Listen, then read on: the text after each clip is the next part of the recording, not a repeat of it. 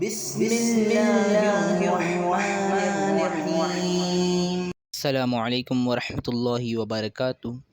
الحمد للہ رب العالمین والصلاة والسلام علی سید المرسلین، اما بعد فاعوذ باللہ من الشیطان الرجیم، بسم اللہ الرحمن الرحیم۔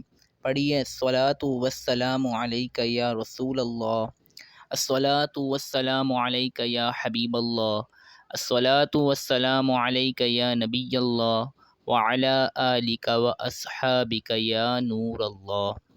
تو آج کے درس میں ہم خلاصۃ النحو کا پہلا سبق لفظ اور اس کی اقسام کے بارے میں پڑھیں گے۔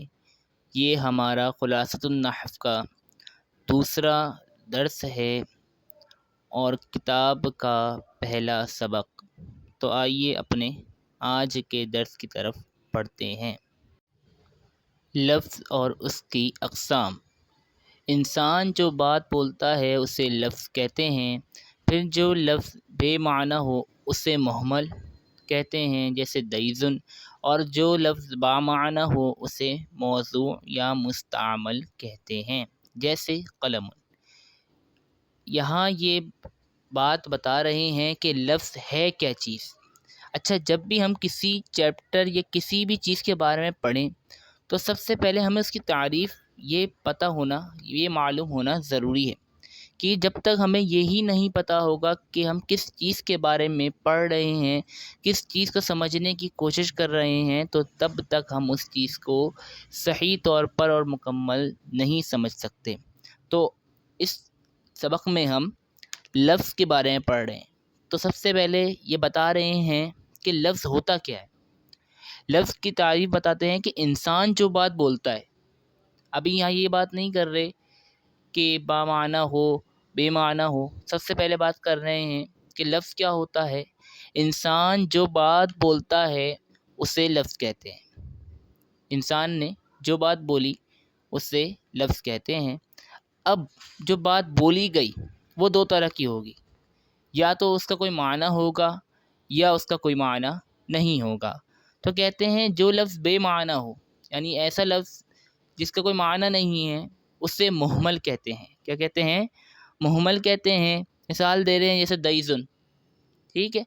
اسی طرح جو لفظ با معنی ہو، یعنی انسان نے لفظ کہا اور جو بات کہی وہ معنی رکھتی ہے، تو اسے موضوع یا مستعمل کہتے ہیں، ٹھیک ہے۔ جیسے قلم، قلم ایک چیز ہے، ایک معنی رکھتا ہے، یہ لفظ کے چیز ہے جس سے لکھا جاتا ہے، یہ معنی فوراً ذہن میں آ جاتا ہے۔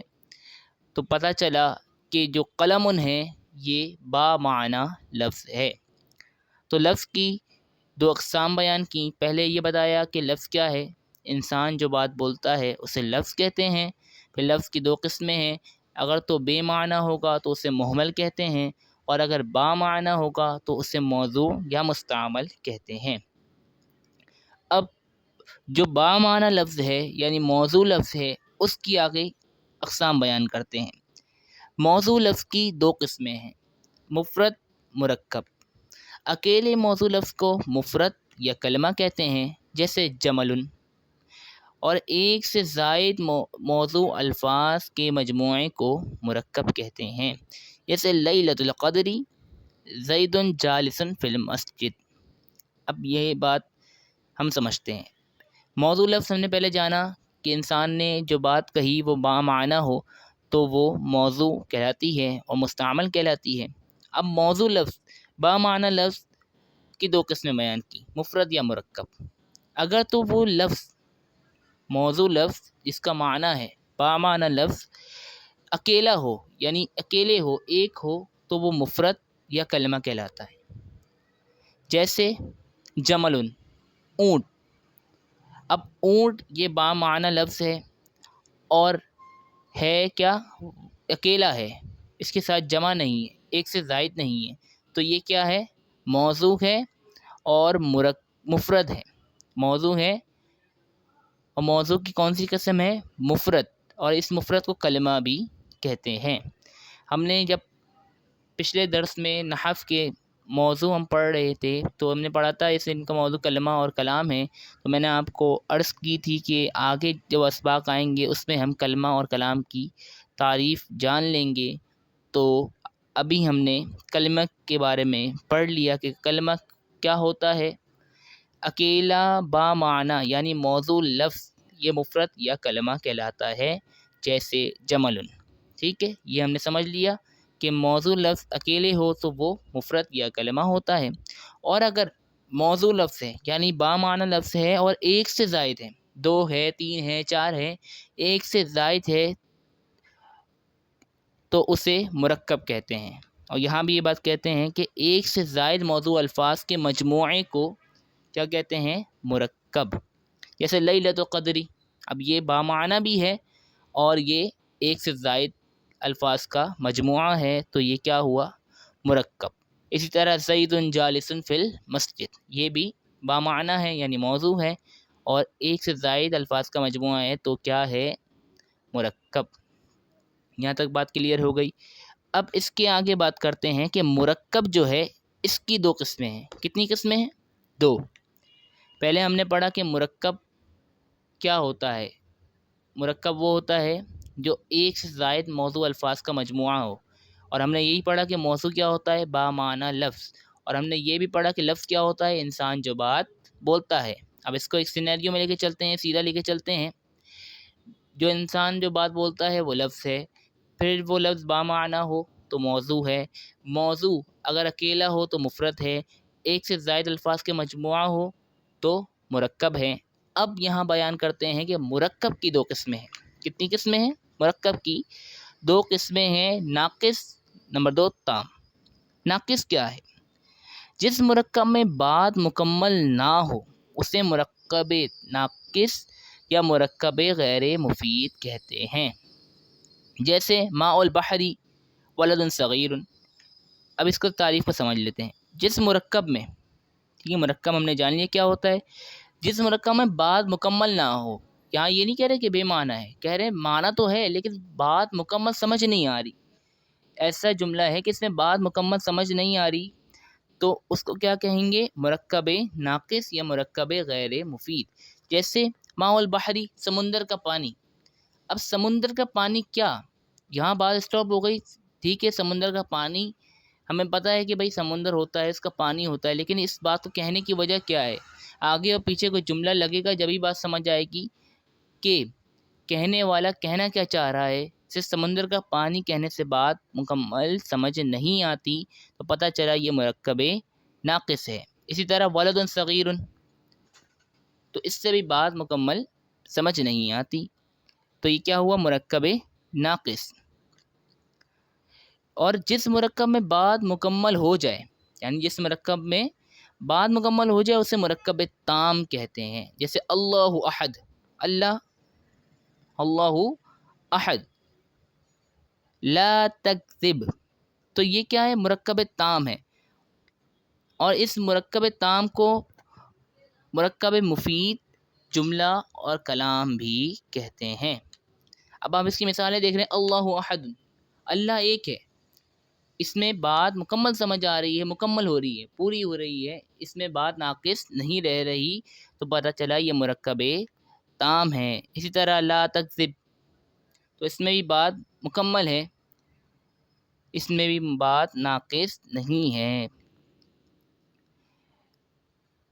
ایک اور بات کی انہوں نے کہ مرکب تام کو مرکب مفید جملہ اور کلام بھی کہتے ہیں۔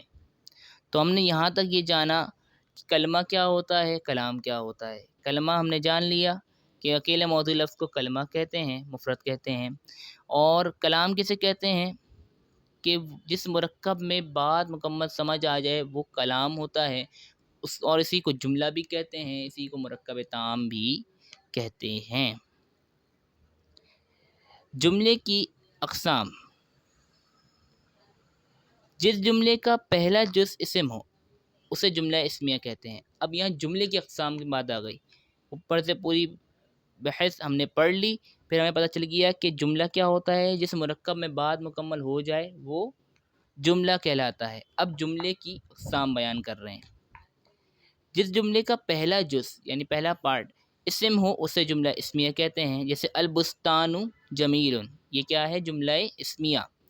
اور جس جملے کا پہلا جز فعل ہو اسے جملہ فعلیہ کہتے ہیں، جیسے نصر رجل، نصر یہ فعل ماضی مثبت معروف باب نصرن سے ہے، نصر، ٹھیک ہے، نصر رجل، تو پہلا جز کیا ہے؟ فعل، تو یہ کیا ہوا؟ جملہ فعلیہ۔ اسی طرح جس جملے کو سچا یا جھوٹا کہا جا سکتا ہو اسے جملہ خبریہ کہتے ہیں، جیسے انا کاتبن، تو اس جملے اس کو سمجھ لینا تعریف کو۔ جملہ خبریہ کیسے کہتے ہیں؟ جس جملے کو سچا یا جھوٹا کہا جا سکتا ہو۔ اب ایک جملہ کسی نے کہا کہ میں لکھتا ہوں، میں لکھتا ہوں، تو اب سامنے بندہ اس پر حکم لگا سکتا ہے کہ فلاں لکھ سکتا ہے یا نہیں۔ کوئی کہہ سکتا ہے کہ نہیں بھائی تم نہیں لکھتے، یا تمہیں لکھنا نہیں آتا، اور کوئی اس کی تصدیق بھی کر سکتا ہے کہ ہاں تمہیں واقعی لکھنا آتا ہے۔ تو اس میں سچ اور جھوٹ کا احتمال پایا جاتا ہے، تو یہ کیا ہوا؟ جملہ خبریہ۔ جس جملے کو سچا یا جھوٹا کہا جا سکتا ہو کیا ہوتا ہے؟ جملہ خبریہ۔ جیسے کسی نے کہا کہ کل میرے گھر زید آیا تھا،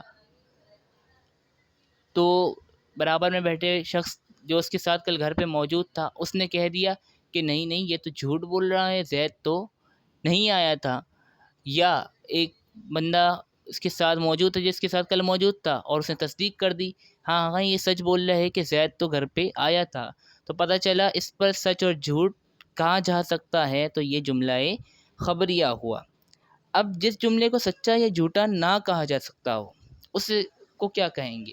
جس جملے کو سچا یا جھوٹا نہیں کہا جا سکتا ہو وہ جملہ انشائیہ کہلاتا ہے۔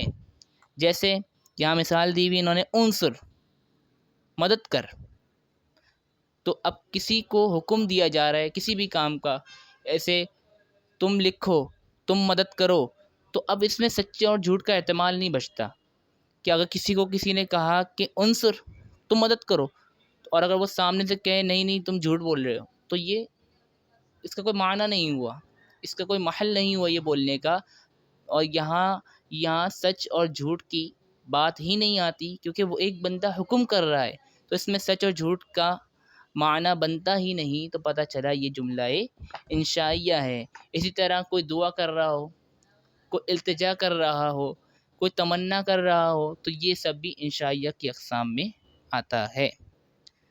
تو آج کے درس میں ہم نے جو پڑھا اس کا ایک بار خلاصہ بھی سماعت فرماتے ہیں کہ انسان جو بات بولتا ہے اسے لفظ کہتے ہیں، پھر وہ جو بات کہی گئی دو چیزوں سے خالی نہیں ہوگی، یا تو بے معنی ہوگی یعنی اس کا کوئی معنی نہیں ہوگا، یا تو با معنی ہوگی جس کا کوئی معنی ہوگا۔